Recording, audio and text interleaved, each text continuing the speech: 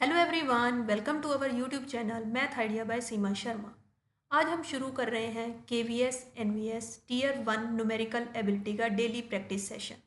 अगर आप KVS NVS PRT TGT PGT या नॉन टीचिंग एग्ज़ाम की प्रिपरेशन कर रहे हैं तो ये पूरी सीरीज़ आपके लिए बहुत ही हेल्पफुल होगी। हर दिन हम important questions, short tricks and exam oriented concepts discuss करेंगे। तो चलिए शुरू करते हैं आज के पहले क्वेश्चन के साथ। तो आज का पहला क्वेश्चन हमारे पास है, the average age of a group of 20 teachers is 50 years. When a 40-year-old teacher left the group and a new teacher join this group, the average increase by 1 year. What is the age of the new teacher? देखिए हमें क्या given है इसमें कि जो average age है 20 teachers की average age हमें गिवन है। अगर हम 20 टीचर्स की एवरेज एज लिखें तो वो आपके पास 50 गिवन है। दैट मीन्स उनकी एज का जो सम आएगा वो आपके पास क्या आ जाएगा, 1000। अगर हमारे पास एक टीचर जिसकी एज जो है वो 40 ईयर्स है वो छोड़कर चला जाता है तो 40 माइनस कर देंगे बिकॉज वो जा चुका है। तो हमारे पास जो एज आ जाएगी वो एज का जो सम आएगा वो आ जाएगा आपके पास 960। अगर इसी टाइप से आपके पास जो न्यू एवरेज आया है, उन्होंने क्या बोला है कि जब वो 40 ईयर वाला टीचर छोड़कर चला जाता है तो जो एवरेज है वो इंक्रीज हो जाता है 1 ईयर। 1 ईयर इंक्रीज होगा तो आपके पास जो टीचर्स हैं वो तो आपके पास 20 ही रहेंगे। 20 टीचर्स हैं, 51 हो गया आपके पास एवरेज। इसको आप क्या करेंगे, मल्टीप्लाई करेंगे तो आपके पास जो न्यू टोटल आएगा वो आ जाएगा आपके पास 1020।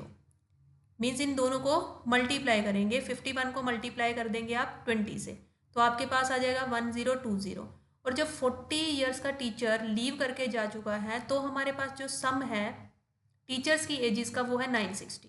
दैट मीन्स जो आपके पास एज आएगी न्यू टीचर की एज, न्यू टीचर की जो एज आएगी वो आपके पास क्या आ जाएगी, इन दोनों को आप क्या कर देंगे, सब्ट्रैक्ट कर देंगे। Age of new teacher, age of new teacher will become 1020 minus 960, then it will become equals to, आप इसमें से माइनस करेंगे तो आपका आंसर क्या आएगा, 40 यहाँ से रहेगा और प्लस 20, दैट मीन्स 60 ईयर्स जो है वो आपके पास क्या आ जाएगा आंसर। इन दोनों को आपको क्या करना होता है, मल्टीप्लाई करना होता है। इससे आपके पास क्या आएगी, total age. That means our correct option is 60 years. Now we move on next question. Question number 2. Question number 2 is if x plus 1 upon x is 8. अब देखिए यहाँ पर आपके पास एक शॉर्ट ट्रिक होती है। कभी भी हमारे पास जब प्लस में गिवन होता है और माइनस का निकालना होता है, देखिए जब हमारे पास x square minus 1 upon x square अगर हमें फाइंड आउट करना है तो ये तभी तो फाइंड आउट होगा जब हम x प्लस 1/x करेंगे और x माइनस 1/x करेंगे, because a plus B A minus B क्या हो जाएगा आपके पास, A square minus B square. अब हमारे पास x प्लस 1/x की तो वैल्यू है हमारे पास, वो हमारे पास दे रखी है 8, लेकिन हमें इसकी वैल्यू निकालनी है। इसकी वैल्यू निकालने की शॉर्ट ट्रिक आपके पास होती है, जो आपके पास x प्लस 1/x की वैल्यू आ रखी है, दैट मीन्स जो आपके पास 8 का होल स्क्वायर है उसका होल स्क्वायर करेंगे, माइनस कर देंगे आप 4। तो ये आपके पास क्या होती है, शॉर्ट ट्रिक होती है किसको फाइंड आउट करने की, अगर आपके पास प्लस में वैल्यू दे रखी हो x plus 1/x is equals to a, अगर ये वैल्यू आपके पास गिवन हो और आपको x minus 1/x find out करना हो तो आपके पास डायरेक्ट शॉर्ट ट्रिक होती है अंडर रूट में ए स्क्वेयर माइनस 4। आपका ये क्वेश्चन भी आ सकता है, जैसे इसमें स्क्वायर पूछ लिया उसने x square minus 1 upon x square, लेकिन अगर वो बाय द वे अगर वो पूछता है just x minus 1 upon x तो आप डायरेक्ट फॉर्मूला लगाएंगे a square minus 4। Now we have to solve it, 8 under root 64 minus 4, then it will become root 60। अब आप 60 को क्या करेंगे, 60 का रूट निकालेंगे, 60 230 60 अगेन 215 अगेन 3 5 15 5 1 ज़ा 5।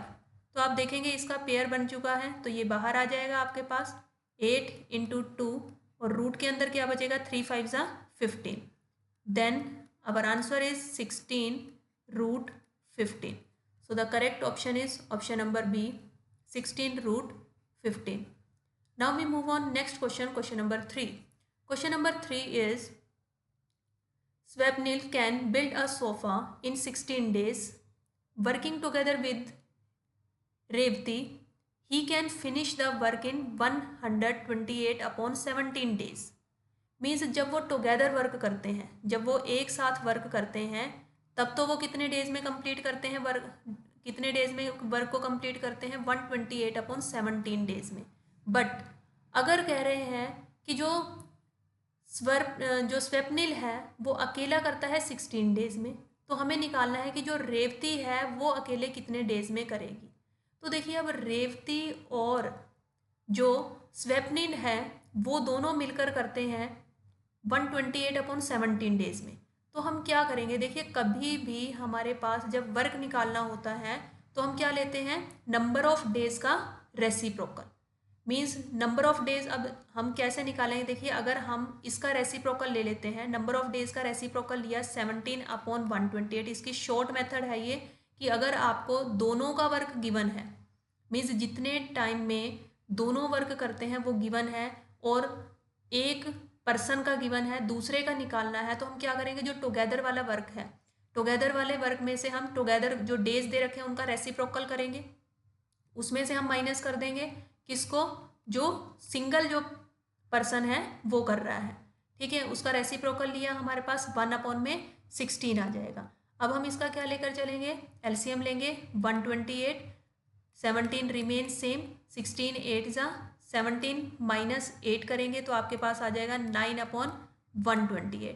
तो ये तो आपके पास आया है वर्क. अब इसका रेसिप्रोकल करेंगे, that means 128 upon 9, this will become days. तो correct option is option number A. Now our next question, question number 4 is the mess charges for 35 students for 24 days is rupees 6300. In how many days will the mess charges be rupees this for 25 students? क्या बोला गया है कि 35 students हैं. देखो number of students हमें दे रखे हैं 35, कितने डेज के लिए, 24 डेज के लिए. तो उनका जो मेस चार्जेस है वो रुपीज़ 6300 रुपीज़ चार्जेस लगता है. लेकिन क्या कह रहे हैं कि जो 25 स्टूडेंट्स हैं अगर उनका चार्जेस क्या है, मेस चार्जेस भी 3375 रुपीज़ कहते हैं कितने दिन के लिए लगेगा, डेज हमें फाइंड आउट करने हैं. तो देखिए इसको डायरेक्टली हम कैसे करेंगे, जो रुपीज़ गिवन है हमें 6300, ये जो अमाउंट गिवन है आपके पास ये कितने डेज़ के लिए है, 24 डेज़ के लिए है. और कितने स्टूडेंट्स हैं, 35 स्टूडेंट्स हैं. और यही अमाउंट इक्वल होगी जो आपके पास 3375 रुपीज़, कितने स्टूडेंट्स हैं यहाँ पर 25, हम लेट कर लेते हैं एक्स डेज के लिए ये अमाउंट जो है वो चार्ज होगी. अब एक्स की वैल्यू हमें जो है वो क्या करनी है, फाइंड आउट करनी है. तो आपको जस्ट इसको सिंप्लीफाई करना होगा. सिंप्लीफाई कैसे करेंगे, जैसे अगर हम 5 से कट करते हैं, देखिए 5 5 ज़ा 25, 5 7 ज़ा 35, अगेन 5 से कट करेंगे, 5 1 ज़ा 5, 5 6 ज़ा 30, 3 रिमाइंडर, 5 7 ज़ा 35, अगेन 2, 5 5 ज़ा 25. अगेन आप किससे कट कर सकते हैं, 7 1 ज़ा 7, 7 9 ज़ा 63. अब आप 3 से कट कर सकते हैं, 3 3 ज़ा 9, 3 8 ज़ा 24. अगेन 3 से कट करेंगे, 3 2 ज़ा 6, 3 2 ज़ा 6, 3 5 ज़ा 15. अगेन आप कट कर सकते हैं 5 से, 5 4 ज़ा 20, 5 5 ज़ा 25, 5 2 ज़ा 10 20, 5 9 ज़ा 45, 5 4 ज़ा 20, 4 1 ज़ा 4, 4 2 ज़ा 8. Now we have to find the value of X. X की वैल्यू आपको फाइंड आउट करनी है. एक्स को इस साइड ले जाएंगे, इक्वल्स टू जो 2 है ये इधर जाकर मल्टीप्लाई हो जाएगा, 2 × 9 that means equals to 18. So our correct answer is 18. So option number C, this is our correct option. Means आपको जस्ट मेथड पता होना चाहिए कि 63 जो अमाउंट है वो हम ऊपर न्यूमिनेटर में लेंगे और जितने नंबर ऑफ स्टूडेंट्स हैं, जितने नंबर ऑफ डेज लग रहे हैं वो हम डिनोमिनेटर में लेंगे. Then we can use short trick and solve the answer.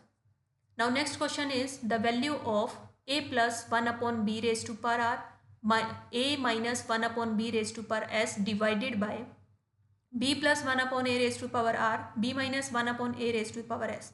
हमें इसकी वैल्यू जो है वो फाइंड आउट करनी है। देखिए ये भी सिंप्लीफाई करने पर ही होगा। जैसे आपको देखो वैल्यू दे रखी है, हम यहाँ से स्टार्ट कर लेते हैं। वैल्यू दे रखी है आपको a plus 1 upon B raise to power R multiply में है ये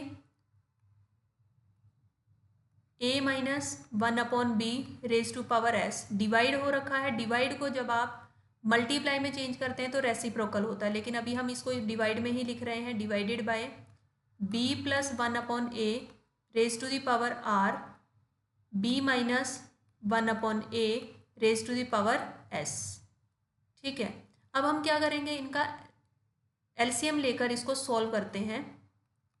एलसीएम लेकर जैसे ही हम सॉल्व करेंगे तो ये क्या आ जाएगा, A B plus 1 raise to the power R upon B raise to the power R. मैंने इनको सेपरेट करके लिख लिया।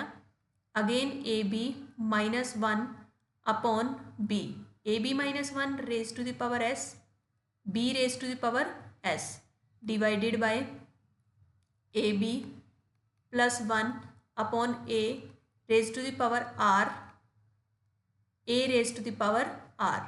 again ab minus 1 upon a raised to the power s again a raised to power s। अब देखिए ये हमें दे रखे हैं डिवाइड में। जब भी डिवाइड मल्टीप्लाई में चेंज होता है तो हम कैसे करते हैं इसको, डिवाइड को मल्टीप्लाई में चेंज करने के लिए इनका रेसिप्रोकल लेना होता है। तो क्या होगा हमारे पास, देखिए ये जो न्यूमिरेटर मीन्स जो एक्सटर्नल टर्म्स हैं वो आपस में मल्टीप्लाई हो जाती हैं, और इसी टाइप से ये दोनों हैं ये आपस में मल्टीप्लाई हो जाती हैं। कभी भी अगर हमारे पास 4 टर्म्स इस टाइप से आ रही हैं जो डिवाइड में दे रखी हैं तो आप ये मेथड यूज़ कर सकते हैं डायरेक्टली। तो हम क्या लिखेंगे अब, A B plus 1 raise to power R A B minus 1 raise to the power S. Numerator में साथ में क्या आ जाएगा, ए की power R and A raise to the power S. इसी टाइप से नीचे जब हम जो सेंटर वाली बिटवीन वाली दोनों टर्म्स को करेंगे तो हमारे पास क्या आएगा, बी की पावर आर बी की पावर एस तो ऑलरेडी है, A B plus 1 raise to the power S and A B minus 1 raise to the power A B minus 1 raise to the power S A B plus 1 raise to the power R. तो आप देखोगे ये वाली term इसके साथ cancel हो जाएगी, ये वाली टर्म इसके साथ कैंसिल हो जाएगी। तो आपके पास क्या बचेगा, देखिए बेसिस सेम पावर्स ऐड हो जाती हैं तो a raise to the power r plus s आ जाएगा अपॉन में b raise to the power r plus s. So our correct option is, हम इनको कलेक्टिवली भी लिख सकते हैं a upon B raise to the power r plus s. Just आपको सिंप्लीफाई करना है और माइंड में रखना है कि जब भी आप डिवाइड को मल्टीप्लाई में चेंज करेंगे तो आपको रेसिप्रोकल लेना होगा। नेक्स्ट क्वेश्चन है, the numerator of a fraction is 4 less than it's denominator. अब देखिए अगर हम किसी भी फ्रैक्शन को लिखते हैं, देखिए अगर हम फ्रैक्शन को लिखते हैं तो वो उसका मेथड होता है एक्स अपॉन वाई। ये कोई भी फ्रैक्शन है। अब क्वेश्चन के अकॉर्डिंगली सॉल्व करते हैं। क्या कह रहे हैं, the numerator of a fraction is 4 less than it's denominator. Means जो न्यूमिरेटर है, न्यूमिरेटर मीन्स एक्स, एक्स उसने दे दिया कि जो 4 लेस देन डिनोमिनेटर है, 4 लेस देन डिनोमिनेटर हो गया। If the numerator is decreased bye 2, क्या कह रहे हैं, न्यूमिरेटर को डिक्रीज कर दिया है किससे, 2 से। न्यूमिरेटर को डिक्रीज कर दिया 2 से, दैट मीन्स y माइनस 2 हो जाएगा नया न्यूमिरेटर हमारा। And denominator is increased by 1, और जो हमारा डिनोमिनेटर है वो इंक्रीज्ड हो जाता है किससे, 1 से। सॉरी, इन्होंने जो न्यूमिरेटर दिया था वो दिया था डिक्रीज्ड बाय 2। न्यूमिरेटर जो है वो डिक्रीज्ड हो जाएगा कितने से, 2 से फर्दर, और जो डिनोमिनेटर है वो इंक्रीज्ड हो जाएगा किससे, 1 से। दैट मीन्स प्लस 1 करेंगे हम इसमें। I repeat again, the numerator of the fraction is 4 less than it's denominator. जो न्यूमिरेटर था, न्यूमिरेटर एक्स था, वो क्या था, 4 लेस देन इट्स डिनोमिनेटर, तो हमने -4 कर दिया y में से। अब वो क्या कह रहे हैं कि अगर न्यूमिरेटर में हम डिक्रीज करते हैं 2, तो न्यूमिरेटर में अगेन मैंने 2 को और माइनस कर दिया। दैट मीन्स जो हमारा नया न्यूमिरेटर है वो आ जाएगा y माइनस 6। ये हमारा नया न्यूमरेटर जो है वो क्रिएट हो जाएगा। और जो डिनोमिनेटर है इज इंक्रीज्ड बाय 1, तो डिनोमिनेटर इंक्रीज्ड हो गया है 1 से y+1। अब अकॉर्डिंग टू क्वेश्चन क्या कह रहा है, देन द डिनोमिनेटर बिकम्स, तो डिनोमिनेटर हमारा क्या है, डिनोमिनेटर है y+1, denominator becomes 8 times the numerator, numerator क्या आया है हमारे पास y-6। Now we have to solve it, 8y minus 8 6 the 48 y+1। Again हम क्या करेंगे, 8y माइनस वाई 1+48, ये बन जाएगा आपके पास 49, 49 is equals to 7y, then y value equals to 7, because यहाँ से 7 से डिवाइड कर देंगे 49 को, तो y की वैल्यू आ जाएगी आपके पास 7। उन्होंने क्या बोला है, फाइंड द फ्रैक्शन, हमें फाइंड आउट करना है फ्रैक्शन को।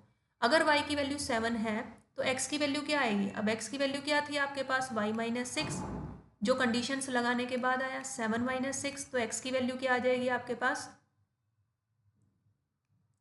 x is equals to 1।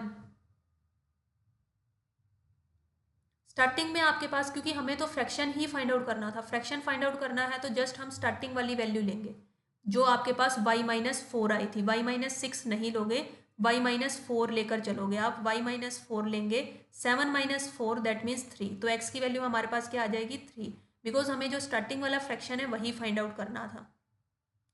So the fraction will become 3/7, so the correct option is 3/7। Now we move on next question.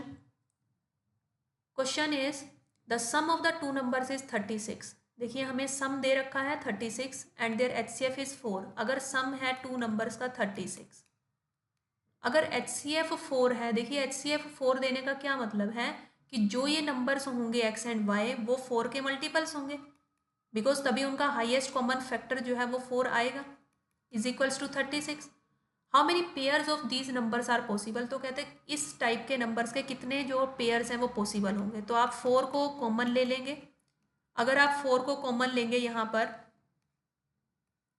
Next step में जो 4 है वो डिवाइड हो जाएगा 36/4, दैट मीन्स 9।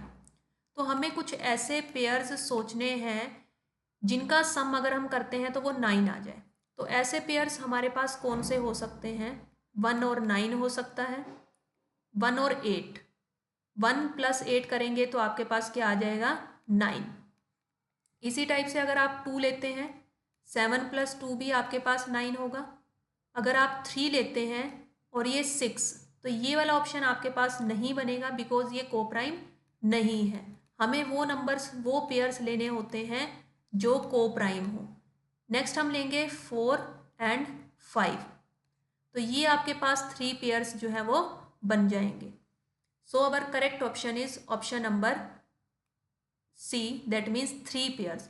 आपको ये ध्यान में रखना है कि हम कोई भी जो पेयर ले रहे हैं वो कोप्राइम होने चाहिए। अगर वो कोप्राइम नहीं होते हैं तो उस पेयर को हम इंक्लूड नहीं करेंगे। तो ये 3 हमारे पास बने हैं। इसी टाइप से आपके पास नंबर्स क्या बन जाएंगे, 4 से मल्टीप्लाई कर देंगे आप, 4 से मल्टीप्लाई करेंगे तो ये 4 आ जाएगा आपके पास, 8 को 4 से करेंगे तो 32। अब आप देख रहे हैं 4 + 32 बन जाएगा आपके पास 36। इसी टाइप से 4 2 ज़ा 8 एंड 4 7 ज़ा 28, इसको भी 4 से करेंगे, 4 4 ज़ा 16, 4 5 ज़ा 20, तो आपके पास 36 जो सम है वो बन जाएगा। Now we move on next question. Next question is, let ABCD be a quadrilateral and ACBD be diagonals.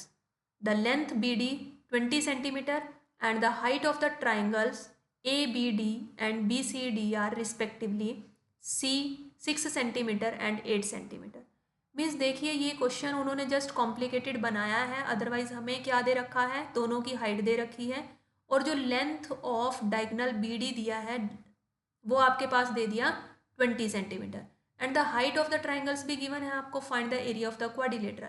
अब जो एरिया आएगा वो डायरेक्टली क्या आ जाएगा, एरिया अगर हमें फाइंड आउट करना है तो दोनों जो ट्राइंगल्स हैं, मीन्स यहाँ पर जब डायगोनल से आप उसको क्वाड्रिलेटरल को डिवाइड कर देंगे डायगोनल से, तो 2 ट्राइंगल्स हमारे पास फॉर्म होंगे और 2 ट्राइंगल्स जो फॉर्म होंगे वो दोनों ट्राइंगल्स का एरिया अगर हम सम कर देंगे तो हमारे पास किसका एरिया आ जाता है, क्वाड्रिलेटरल का एरिया आ जाता है।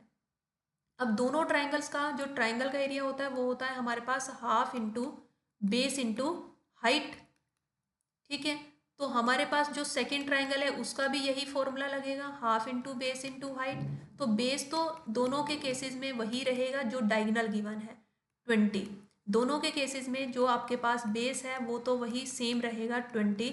हाइट जो है वो डिफरेंट हो जाएगी, जैसे फर्स्ट हाइट हमें दे रखी है 6, सेकेंड केस में हाइट दे रखी है 8। तो अब हम इसको क्या करेंगे, सॉल्व कर देंगे। यहाँ पर 2 3 ज़ा 6 आ जाएगा, यहाँ पर अगर हम सॉल्व करते हैं 2 4 ज़ा 8 आ जाएगा, 4 2 ज़ा 8, that means 80, 3 2 are 60. Then we have to add it, 140 is our correct answer. So option number B is our correct option.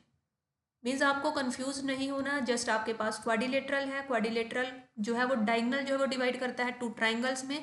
तो ट्राइंगल्स का एरिया हम लेंगे और उन दोनों को क्या करेंगे, प्लस कर देंगे, तो आपके पास सिंपली क्वाड्रिलेटरल का एरिया आ जाएगा।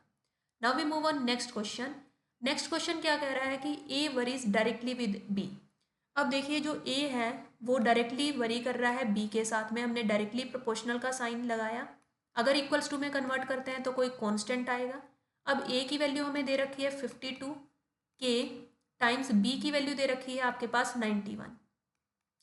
अब अगर हम इसको सॉल्व करते हैं तो आप कैसे करेंगे, 13 4 ज़ा 52, 13 7 ज़ा 91। तो आपके पास k की वैल्यू आ जाती है 4/7। k की वैल्यू आ गई है। अब उन्होंने क्या बोला है कि इसी कंडीशन में आपको फाइंड आउट करना है a की वैल्यू, जब आपके पास b की वैल्यू कितनी है 126। अगर b की वैल्यू 126 है, k की वैल्यू हम यहाँ से यूज़ करेंगे 4/7, तो आपके पास a की वैल्यू आ जाएगी। आप कैंसिल आउट करेंगे, 7 1 ज़ा 7, 7 1 ज़ा 7, 7 8 ज़ा 56, 18 इंटू 4 करेंगे तो आपके पास क्या आ जाएगा 72। So our correct option is 72।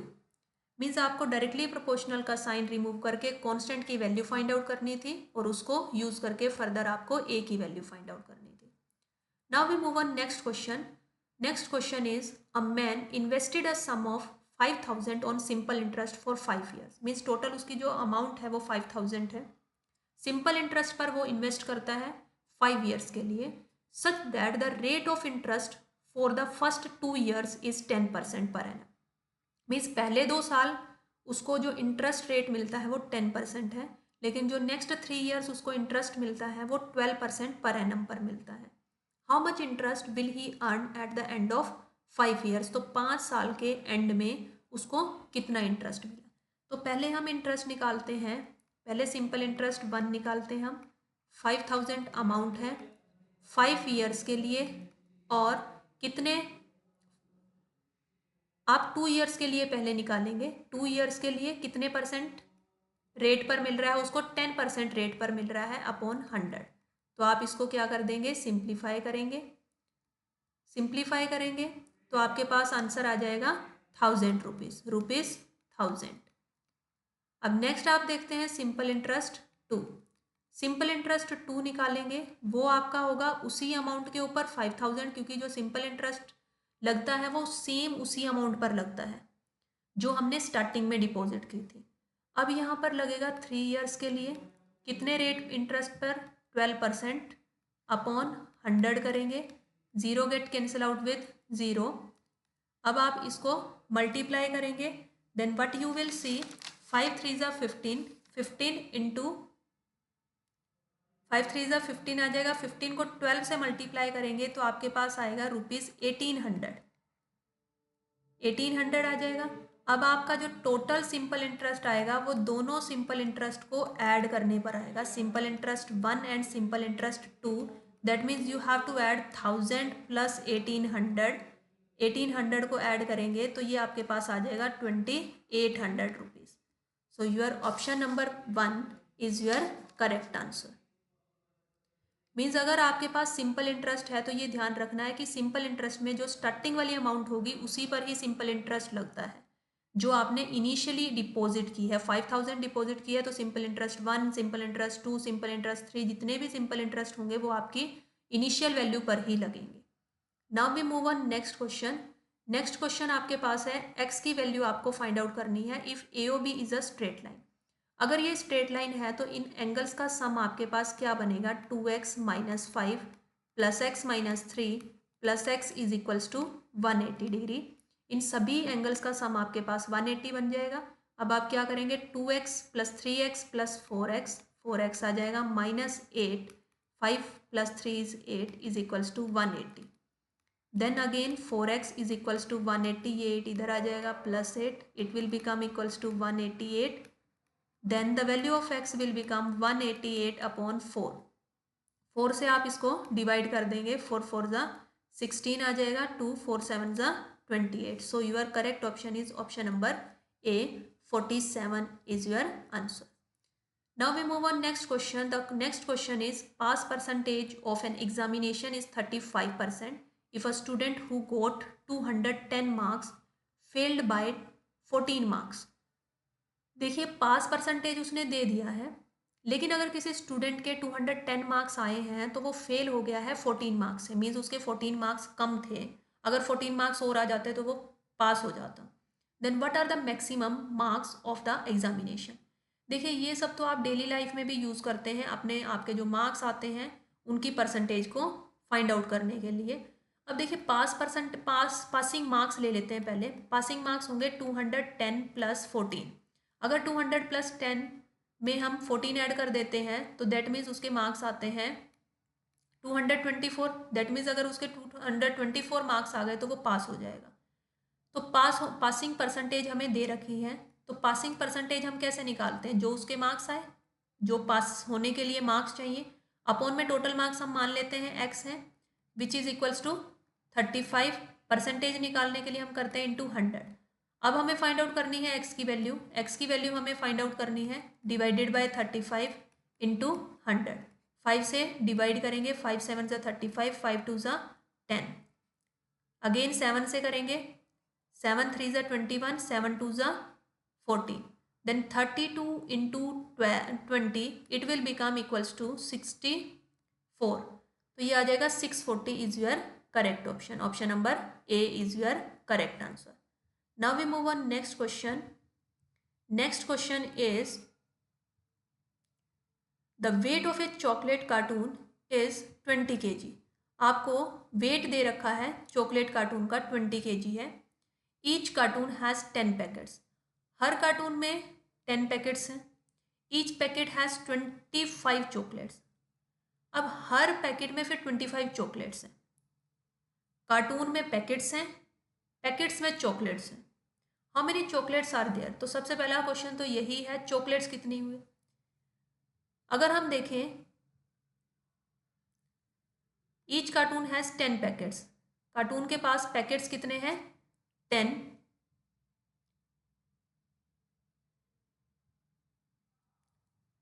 Ten packets की अगर हम बात करें तो यहां पर आपके पास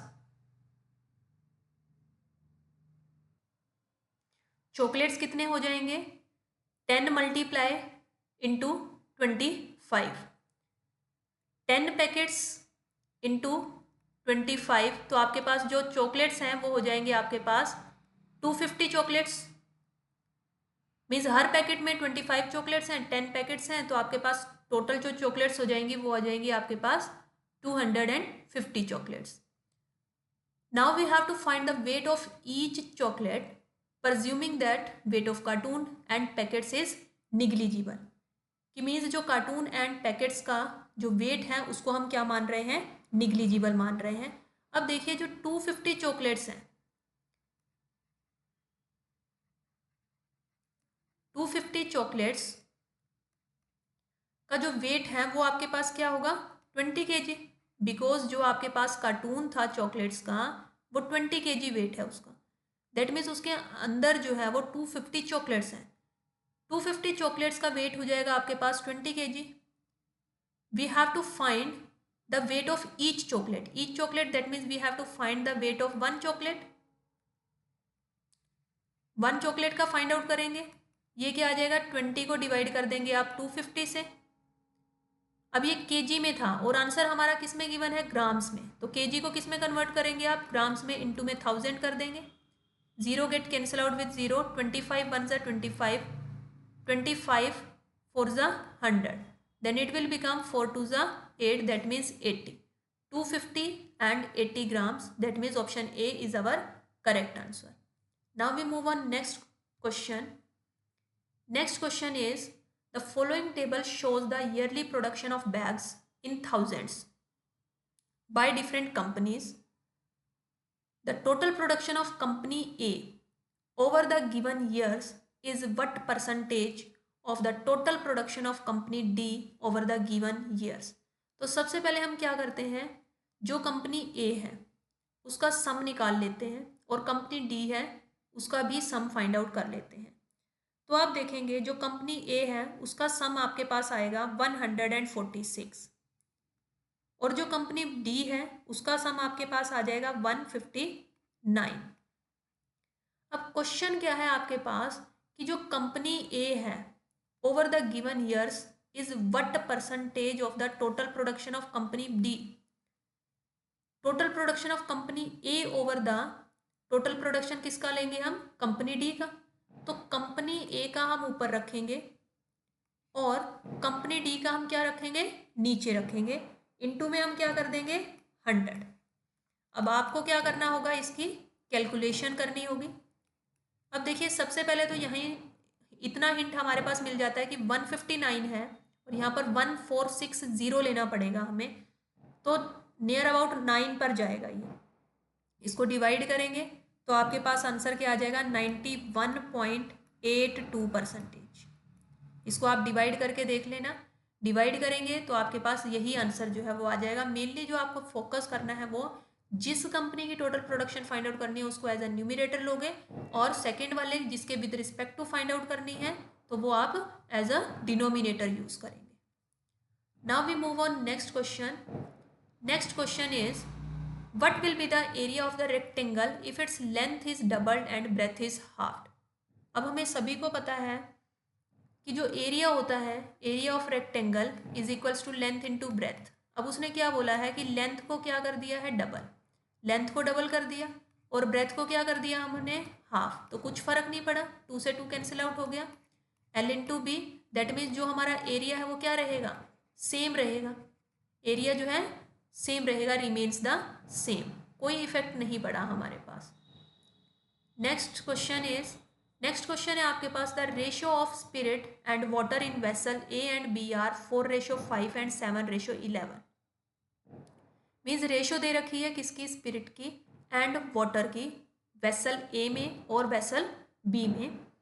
the contents of A and B are mixed. अब जो भी कंटेंट्स थे ए और बी के वो हम क्या कर देते हैं, आपस में मिक्स कर देते हैं इन द रेशियो 2:5। जो कंटेंट्स हैं स्पिरिट और वाटर का उनको हम किस रेशियो में मिक्स करते हैं, ए और बी के मिक्सचर को भी हम मिक्सअप कर देते हैं 2:5 में। What is the ratio of the spirit and water in the resulting solution. Means जो रिजल्टिंग सोल्यूशन जो हमने ए और बी का सोल्यूशन भी मिक्सअप किया उसमें हमारे पास स्पिरिट एंड वाटर की जो रेशियो होगी वो क्या होगी, वो आपको फाइंड आउट करनी है। देखिए इस टाइप का क्वेश्चन हम कैसे करेंगे। सबसे पहले मान लेते हैं कि ये हमारे पास दिया है बीकर ए, ये यहाँ पर हमारे पास वेसल बी की बात हो रही है, यहाँ पर वेसल बी ले लेते हैं हम।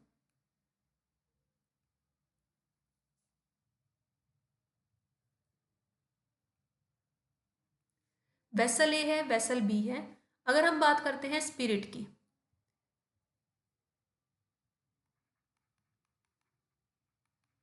स्पिरिट हमें दे रखी है, देखिए रेशो दे रखी है 4, टोटल रेशो क्या आ जाएगी 5 + 4 दैट मीन्स 9।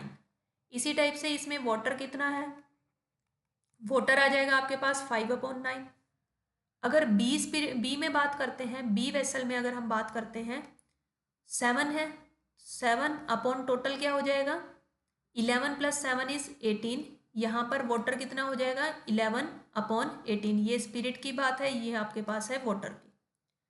अब देखिए, the content of A and B are mixed in the ratio 2:5। जो ए का कंटेंट है और जो बी का कंटेंट है वो हम मिक्स करते हैं किस रेशो में, 2:5 में।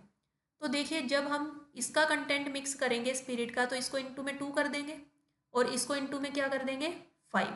दैट मीन्स ये क्या आ जाएगा हमारे पास, 8/9, और ये आ जाएगा आपके पास 35/18।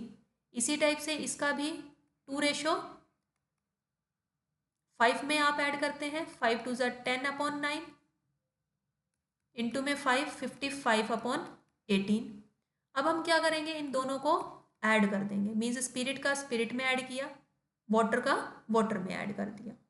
अगर हम ऐड करते हैं तो क्या आएगा आपके पास, देखिए जब इन दोनों को ऐड करेंगे, 8/9 प्लस 35/18, एलसीएम लेंगे, 18 9 2 18, 18 8 2 16, 16 plus 35, then you will get 51/18। इसी टाइप से जब आप इसको ऐड करेंगे, 10/9 प्लस 55/18, एलसीएम लेंगे, 18 9 2 18, 20 आ जाएगा, प्लस में 55, तो आपके पास आ जाएगा 75/18। अब इन दोनों की क्या लेनी है हमें, रेशो। अब इन दोनों की रेशो लेने के लिए आप क्या करेंगे, 18 से 18 तो आपका कैंसिल आउट हो जाएगा। अगेन इसको आप कट करेंगे 3 से, 3 17 ज़ा 51, 17 3 ज़ा 51 होता है, 3 से कट करेंगे, 3 2 ज़ा 6, 3 5 ज़ा 15, तो आपकी रेशो क्या आ जाएगी, 17:25। This is your correct option. Now we move on next question. Next question is the amount of money appreciated to ₹700 after 4 years and to ₹1,000 after 8 years at a certain compound interest compounded annually. The initial amount of the money was. Initial amount हमें find out करनी है, हमें initial amount नहीं पता है, just हमें amount पता है। देखिए हमारे पास सिंपल कंपाउंड इंटरेस्ट जब हम फाइंड आउट करते हैं तो अमाउंट का फॉर्मूला होता है, amount is equals to principal 1 + r/100 raise to the power t। तो अगर हमारे पास देखिए 700 रुपीज़ अमाउंट आ रही है, प्रिंसिपल हमें पता नहीं, रेट भी नहीं पता है हमें, लेकिन जो टाइम है वो 4 ईयर्स, तो जो अमाउंट है वो कितनी आई आपके पास, 700 p 1 + r/100 raise to the power 4। इसी टाइप से अगर हम देखते हैं तो नेक्स्ट अमाउंट क्या आएगी, 8 ईयर्स के लिए आएगी 1000 रुपीज़। 8 ईयर्स के लिए is equals to principal 1 + r/100 raise to the power 8।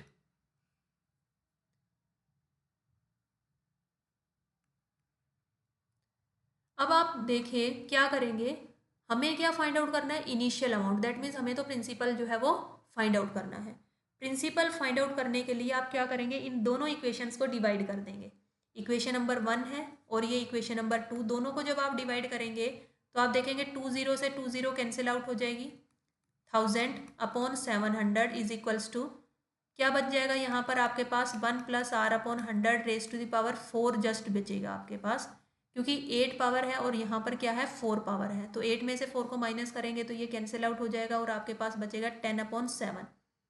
अब अगर यहाँ से हम 1 + r/100 की वैल्यू फाइंड आउट करें, यहाँ पर पावर 4 है और यहाँ पर दूसरे साइड पर जाकर इसकी जो वैल्यू है वो हो जाएगी 1/4।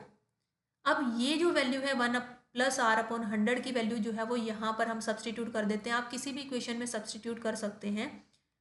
p हमें फाइंड आउट करना है, इसकी वैल्यू आ जाएगी 10/7 raise to the power 1/4 into 4, 4 से 4 कैंसिल आउट हो जाएगा, 700 क्रॉस मल्टीप्लाई करेंगे, 1 0 से ये 0 कैंसिल आउट, 7 7 ज़ा 49, तो आपके पास जो प्रिंसिपल है वो कितना आ जाएगा आपके पास, ₹490।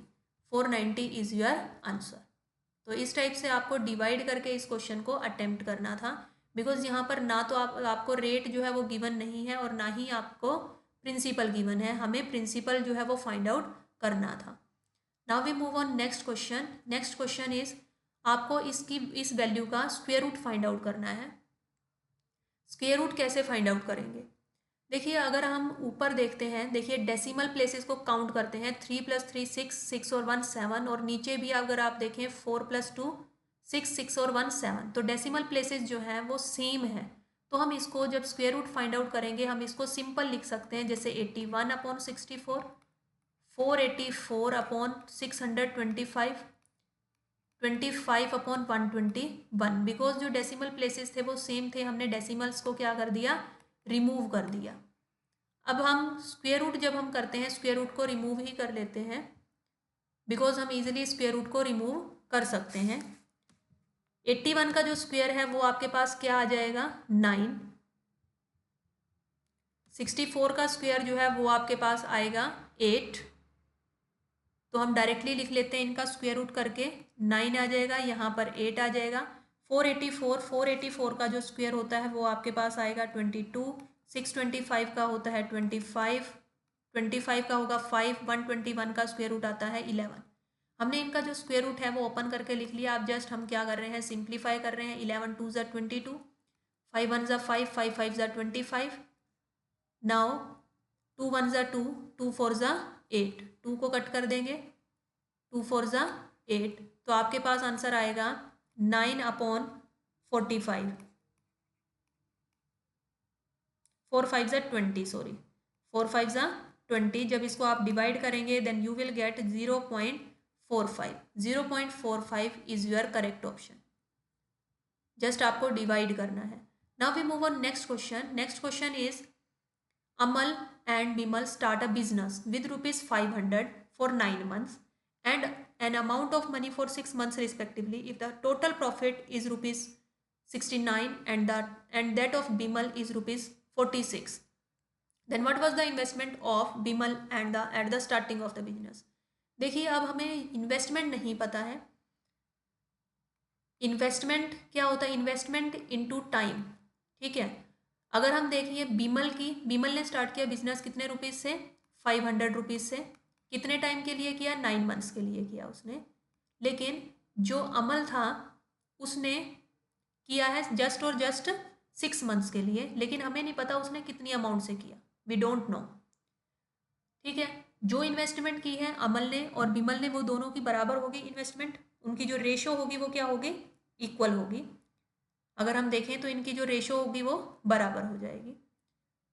अगर हम इसको सिंप्लीफाई कर लेते हैं 3 से, 3 3 ज़ा 9, 3 2 ज़ा 6, अगेन 2 1 ज़ा 2, 2 2 ज़ा 4, 2 5 ज़ा 10, 0। तो ये आपके पास रेशो आ जाएगी 750/x। अब नेक्स्ट अगर हम देखें प्रॉफिट के लिए, अब जो टोटल प्रॉफिट है, हमें टोटल प्रॉफिट दे रखा है, टोटल प्रॉफिट है 69 और जो बीमल का प्रॉफिट है आपके पास 46। तो 69 में से अगर हम 46 को माइनस कर देंगे तो आपके पास क्या आ जाएगा, 23। और ये किसका प्रॉफिट आएगा, हमारे पास अमल का प्रॉफिट आएगा। ये हमारे पास किसका था, बीमल का। तो बीमल और अमल दोनों के प्रॉफिट आ गए हैं। अब ये जो हमारे पास अमाउंट थी ये किसकी थी, 500 फॉर 9 मंथ्स, तो ये तो थी हमारे पास अमल की और ये किसकी थी, बीमल की, जो हमें फाइंड आउट करनी है। अब जो प्रॉफिट है, प्रॉफिट अमल का प्रॉफिट कितना आया है 23 और इसका जो प्रॉफिट है बीमल का वो है हमारे पास 46।